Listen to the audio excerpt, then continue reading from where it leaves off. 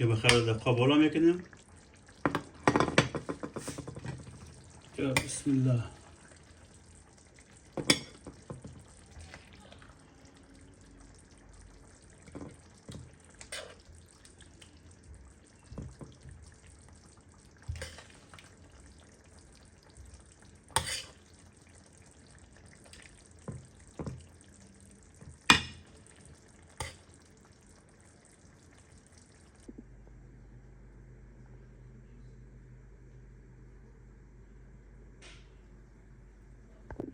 دوستان عزیز سلام، امیدوارم جور صحتمند باشین و در پناه خداوند باشین. دوستان عزیز امروز اشکمبه گاو آوردیم، اشکمبه گاو پختن بکنم.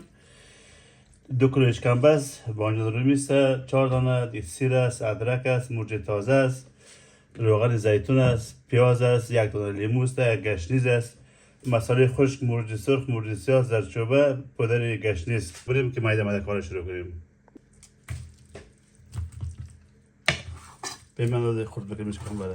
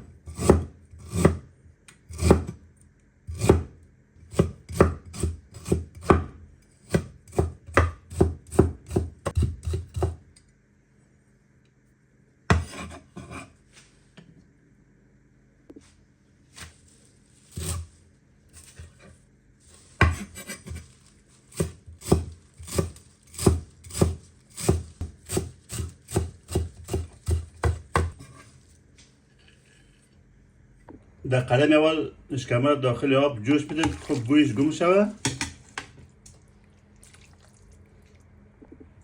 1 قاشق زردچوبه میندازیم، 1 قاشق مرچ سیاه میندازیم، نمک میندازیم، نصف آب لیمو میندازیم. امروز یک گرد ورد میکنیم دوستای عزیز. سرش را میبودیم که جوش کنیم در مدت 20 دقیقه. وای چه یک جوش میکنه دوستا. اشکمبه را که داخل زردچوبه و مرچ پرتی هم رنگ خود تغییر میده، خوبش میشه و هم بویش گم میشه. دوستا عزیز 20 دقیقه جوش دادم. حالا میکشم بیرون را از داخل دیگ.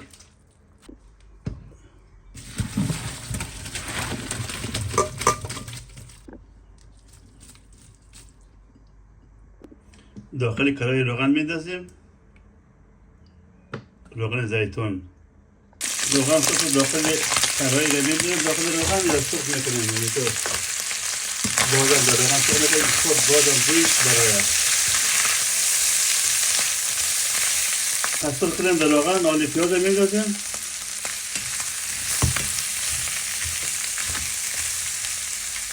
زنجفیل را میندازیم، سیر میندازیم، مرچ میندازیم. بازم گردوار میکنیم. حالا سرپوش هم میمونم که خب سعی همینطور تفت کنه پیاز میاز کلش شوه پیاز اینطور او شد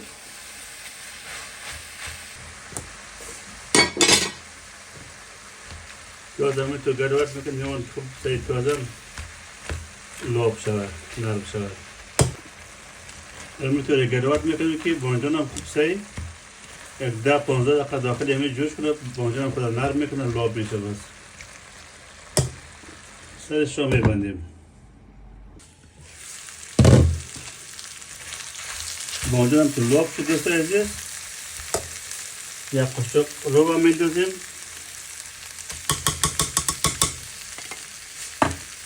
دوباره میتونیم خوب ترک میکنیم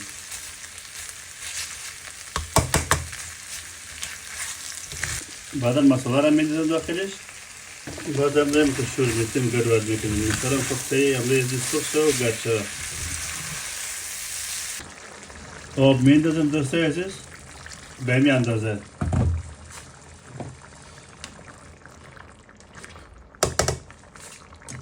دیگه سرش را میبندیم که میده جوش کنم تا پخته شود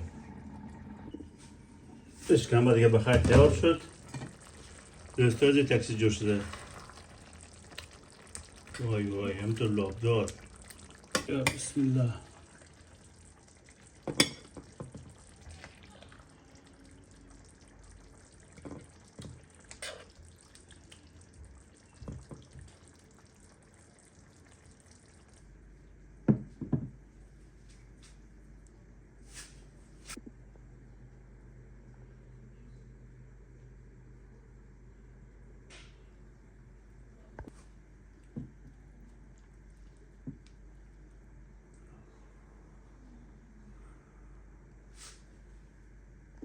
بسم الله ماشاءالله چه خوب شده